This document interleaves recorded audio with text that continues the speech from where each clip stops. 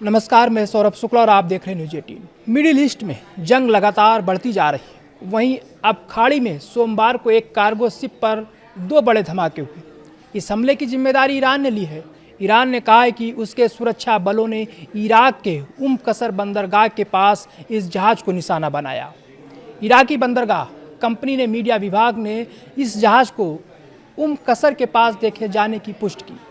इराकी अधिकारियों ने बताया कि ये हमला इराक के कसर पोर्ट से लगभग 40 समुद्री मील साउथ ईस्ट में हुआ। ईरानी समाचार चैनल इरिन के मुताबिक ईरान के इस्लामिक रिवोल्यूशनरी गार्ड कॉर्प्स यानी IRGC की नौसेना ने इस पूरी कार्रवाई को अंजाम दिया है। ईरानी मीडिया रिपोर्ट्स के मुताबिक IRGC ने पनामा ध्वज वाले एक जहाज को क्रूज मिसाइल से निशाने बनाने की जिम्मेदारी ली और उसकी पहचान अमेरिकी स्वामित्व वाले MSC सरिस्का V के रूप में की है। IRGC ने यह कार्रवाई ओमान के तट के निकट एक ईरानी पोत को निशाना बनाकर किए गए पिछले हमले के सीधे प्रतिशोध में की गई थी।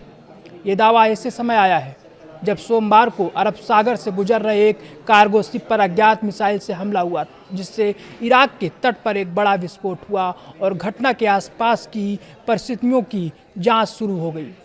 ब्रिटिश समुद्री सुरक्षा निगरानी संगठन United kingdom maritime trade operations के अनुसार पोत को उस कसर से लगभग 40 समुद्री मील यानी 74 किलोमीटर साउथ ईस्ट में यात्रा करते समय उसके दाहिने हिस्से पर निशाना बनाया गया था। समुद्री सुरक्षा एजेंसी ने बताया कि टक्कर के बाद एक जोरदार विस्फोट हुआ। ये जानकारी देते हुए UK MTO ने कहा कि उसने अभी तक प्रभावित जहाज की सटीक पहचान की पुष्टि नहीं की है। सुरक्षा निकाय ने बताया कि प्रभावित जहाज पर सवार चालक दल के सदस्य बिना किसी चोट के हमले में बच गए और पोत अपने अगले बंदरगाह की ओर अपनी यात्रा जारी रखने में सक्षम रहा।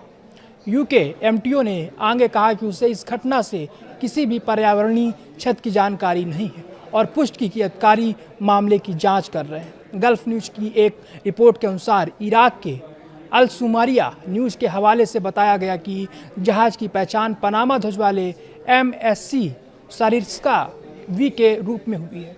नेटवर्क ने बताया कि कसर बंदरगाह पर माल उतारने का काम पूरा होने के बाद जहाज इराक की क्षेत्रीय जल सीमा के भीतर बोया नंबर 5 के पास विस्फोट का शिकार हुआ।